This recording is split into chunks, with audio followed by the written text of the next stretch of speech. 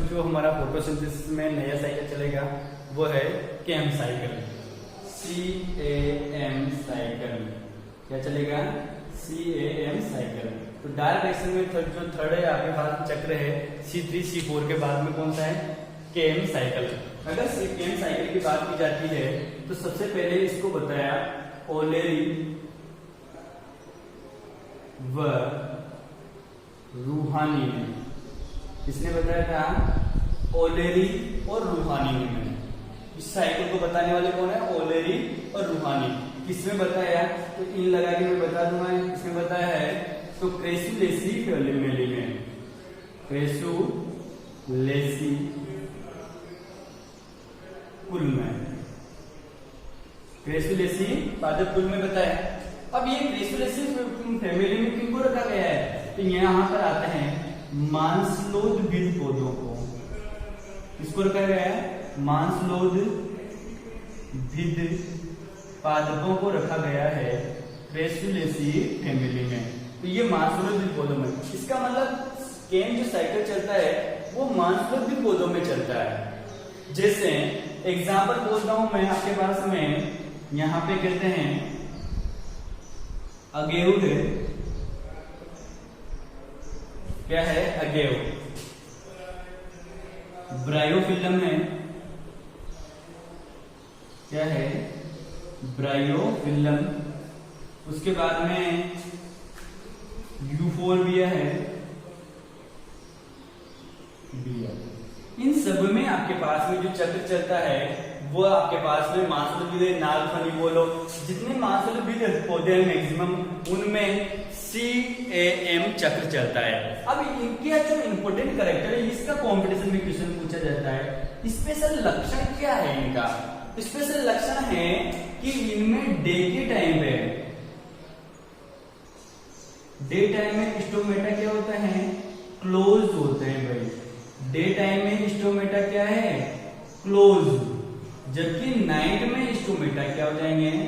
Night में stomata open होते हैं। ये इंपॉर्टेंट लक्षण है।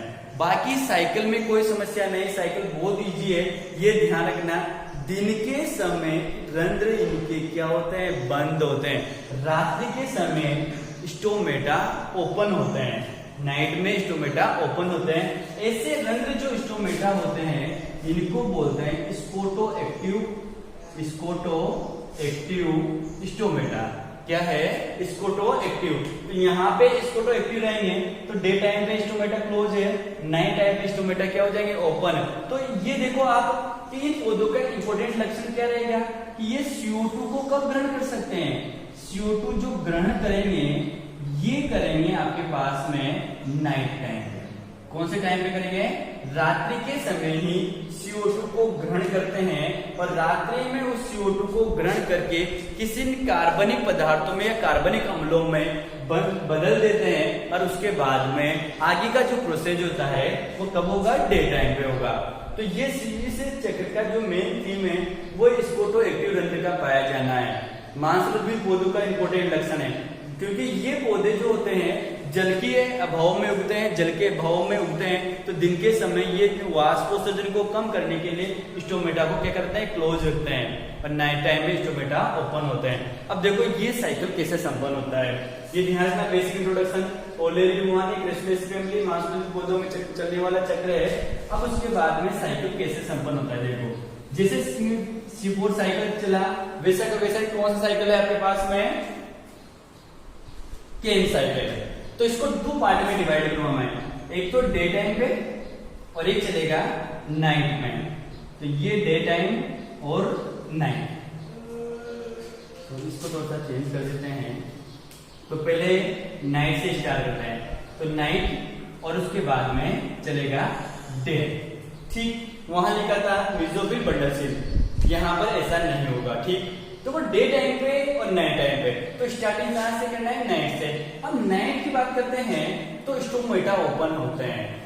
इन पौधों में स्टोमेटा ओपन होंगे। स्टोमेटा ओपन होंगे तो इन्वायरमेंट से CO2 जो CO2 होती है वो आती है आपके पास में लीफ में, और लीफ के जो मेसोफिल सेल्स होते हैं उनमें आ जाती है।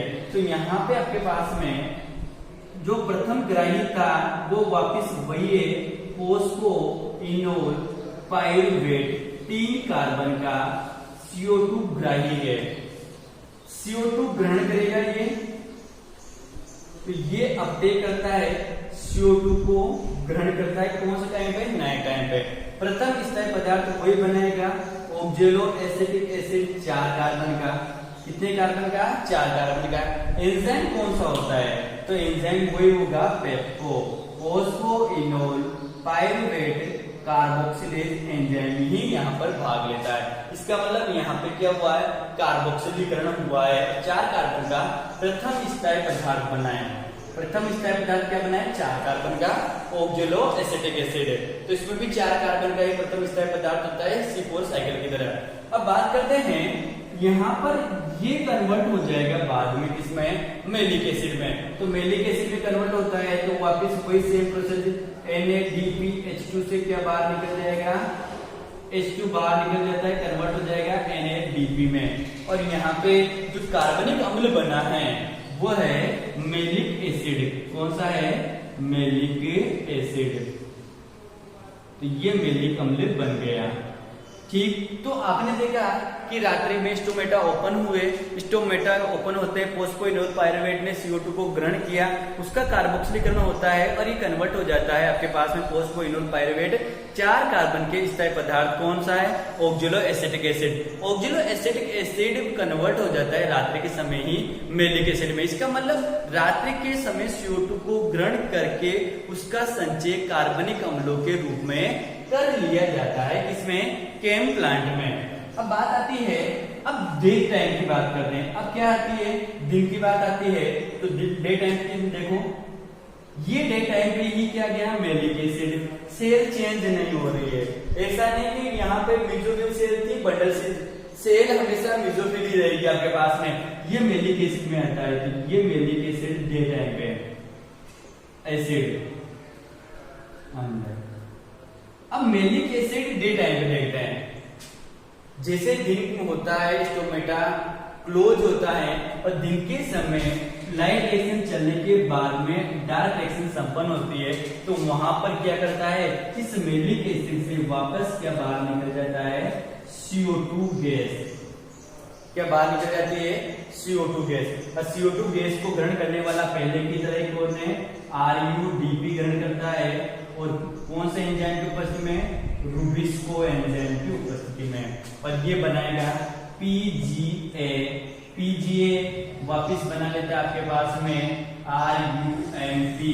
और यहाँ पर बात करेंगे इस क्रिया में, पूरी की पूरी क्रिया में ग्लूकोज बाहर हो जाता है, तो प्रोडक्ट बन गया ग्लूकोज। ये साइकिल पूरा का पूरा क्या चलता है, C3 साइकिल है। ये क्या है, C3 चक्र है। अब देखते हैं मेलिक एसिड किसमें बदलेगा, पाइरुवेट में बदलेगा ना, तो ये पाइरुवेट में बदल जाता है। अब पाइरुवेट वापस से यहाँ पे रात्रि के समय, तो रात्रि के समय पाइरुवेट किसमें कन्वर्ट हो जाएगा, वापस से फोस्फोइनोल पाइरुवेट में कन्वर्ट हो जाएगा, किसमें, फोस्फोइनोल पाइरुवेट। और यहाँ पे वही काइनेज एंजाइम भाग लेगा और ATP जो है वह ADP में कन्वर्ट हो जाएंगे। किसमें कन्वर्ट हो जाएंगे, ATP कन्वर्ट हो जाता है ADP में। तो ये CAM चक्र है, EG है।